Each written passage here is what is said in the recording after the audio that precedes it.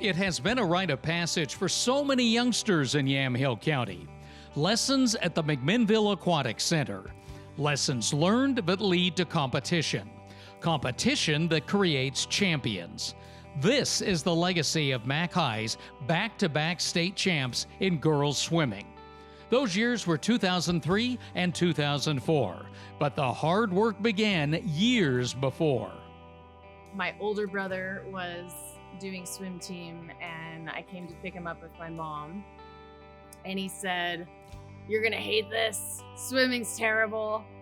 And I was a highly competitive little girl, so I said, "Oh no, I'm gonna show you." And I looked at Jason and I said, "I wanna join the team." And so I joined at 7 with Jason. And so was I at this pool every day for 11 years. Yeah, it's literally your entire life. Looking back, it probably was more, but in my mind, I was like, we only got 2 weeks off a year. That's how it felt. Because between club swimming and then high school swimming, it was a lot of time there. It seems, I started coming here with family for family swims when I was a kid, and then when I was 8 years old, I started on the swim team up until I was graduated. So I was here every day almost. I was late to join the swim team. I think I was 11 or 12, and that was late because all the other swimmers had been swimming since they were 5 or 6 and knew each other. And I think I joined because my little sister joined and we were close and I wanted to do everything she did. And I remember swimming in the little pool as an 11-year-old and feeling like I was the biggest kid in the group, and quickly sort of grew into the older kids groups. And so I remember having to earn my way into being a part of the group and all of that. Being on the swim team meant community for this group, in and out of the pool. I remember, so Amy, Duke, Robin, Casey, all of us were pretty good friends. We'd all go over to Casey's house a lot because she lived out in the country. So we'd go play flashlight tag or just go hang out outside. And I think that was what was really great about McMinnville is it was a small enough town and it felt so safe back then that you could just tell your parents, okay, we're going over to Casey's. Oh, we're going over to Nathan Newberg's. We're going over to this person's. And they're just like, all right, bye, have fun. And I would just remember a lot of time outside of the pool. Anytime we weren't at the pool or at work or school, we were at each other's houses and hanging out, which was really fun. Coach Jason Hafner was the architect coaching these young women, first in club, then on the MAC varsity. In 2002, the boys team won their state championship. The girls finished second. All 3 girls relay teams also finished second. So the Grizzlies knew what it would take to win it all. I think David Douglas might have been the team that we were competing with. And I had been swimming against those girls since I was a child, and I knew what they were capable of. At this point, you kind of know where someone might break and try to capitalize on that a bit. They had a really good 200 freestyle, a girl that did 200 freestyle, and that was what I like to do. And I knew that she had, it's like 4 laps. Her 3rd lap was always where she'd get tired. And so I knew that's where I'm gonna get her. And when you're able to read and then execute and accomplish that and win with your team, I mean, it was a really good feeling. It didn't feel like there was a lot of pressure. It was more fun. It felt like it was something you could control versus if you're always looking at what somebody else is doing, you can't control what they're doing. You can only control what you're doing.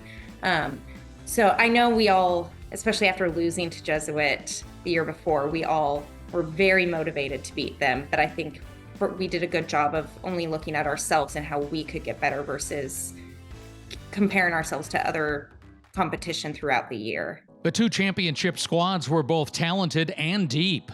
Amanda Newbig was the anchor for 4 relay teams, including the 200 freestyle group that shattered the state meet record in 2004. Amanda was someone you could always count on in the most stressful, down to the wire. She would always anchor, and she always pulled it out. I think she was one of the best competitors I've ever swam with for that fierce reason. She loved to race and she loved to win. She was really special. On the way to the meet, we'd stop at a gas station and she'd get a big bag of potato chips and a 2-liter of Mountain Dew. And she would eat that. and drink that on the way to the meet. And then she'd get in and she would, break a record and set us up to win. So she was a really special part of this and a really special person.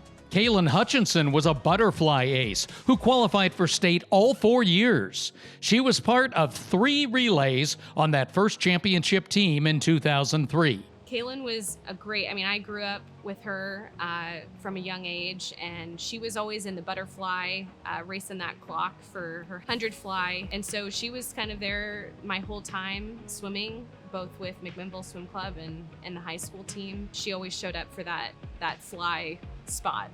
Claire Sharman broke the mold of the dedicated swimmer. She also ran track and cross country. Claire was just kind of a joy and a shock. She was a really talented athlete outside of the pool, and we convinced her to come over kind of to cross-train from her track and field strength and kind of passion. She cross-trained and she just was pure athletic, was on the varsity team, and just a great sprinter. She was really fun to just get to swim with. Mac High won that first team title in 2003, 41 points better than David Douglas. The Scots were the challenger again a year later, making the points race even closer. It was closer. I think those years I was doing 1500 freestyle, so a bit of a switch. And that was a pretty competitive scene with state, with T. Hills and David Douglas folks, along with Amanda Newbig, who was my teammate. We were always trying to get as many people in the top ranks as we could that year. As usual, the final event of the meet, the 400 free relay, was the nail-biter. Klein, Brown, Bradshaw, and Newbig pulled it off to wrap up the title. It's such a combination of everything. You get in, you do your part, and if you're not the last swimmer in the pool, then it's up to that girl. And we're watching the clock, we're watching the other swimmers, we're watching the swimmers' feet as they take off the block, because heaven forbid it's a disqualification. Back to back.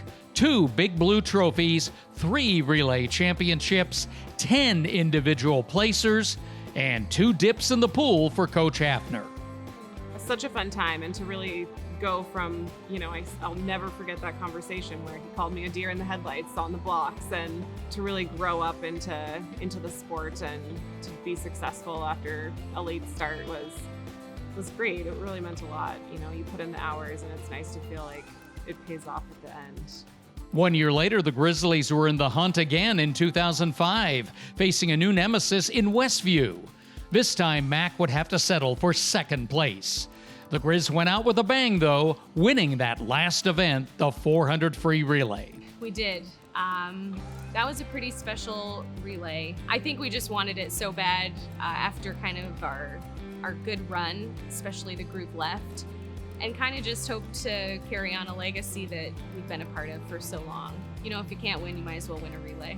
Many of these champions went on to collegiate swimming, but it was never quite the same as the closeness of training and competing with your friends and neighbors. I think I was thinking back to all of the things we gave up for swimming, and one of the biggest things, especially looking back at the boys' video, was how everyone shaved for the state meet.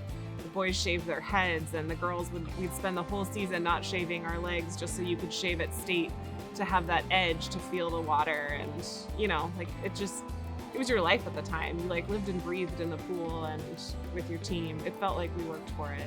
I think that kind of just shows what we learned as kids and as young athletes is a disciplined lifestyle, and also probably just following through on goals. And it's exciting to see that we've all kind of found something that we enjoy and we've been doing for a while, and probably just the impact of the sport and the practice in adulthood. Today, we welcome the 2003 and 2004 girls swim teams to the McMinnville High School Hall of Fame.